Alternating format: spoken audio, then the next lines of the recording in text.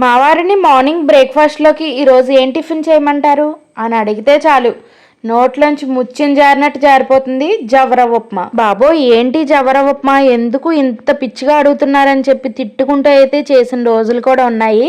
కానీ 6 నెలలు సావాసం చేస్తే వారు వీరవుతారంటారు కదా, అలాగే మా ఆయనకి పట్టిన జవర ఉప్మా పిచ్చి అయితే నాకు కూడా పట్టేసిందండి. టేస్ట్ పరంగా అయితే నెక్స్ట్ చెప్తాను కానండి, దీంట్లో ఉన్న ఫైబర్ కంటెంట్ అయితే అసలు దేంట్లో కూడా లేదు. షుగర్ పేషెంట్స్కైనా సరే, వెయిట్ లాస్ అవ్వాల్సిన వాళ్ళకైనా సరే ఈ జవర ఉప్మా నైట్ డిన్నర్లో తినండి, చాలా మంచి రిజల్ట్స్ అయితే కనిపిస్తాయి. కడాయిలోకి ఆయిల్ వేసుకుని ఆవాలు, జీలకర్ర, పచ్చిశనగపప్పు, ఉల్లిపాయ ముక్కలు, క్యారెట్ తురుము, పచ్చిమిరపకాయ ముక్కలు వేసుకుని ఇవి మంచి కలర్ వచ్చేంత వరకు ఫ్రై చేసుకోవాలి. ఇందులోకి 1 గ్లాస్ వరకు జవరవ్వను వేసుకోవాలి. అంటే గోధుమ రవ్వ కాదండి, జవ్వ గోధుమ రవ్వ అని ఉంటుంది.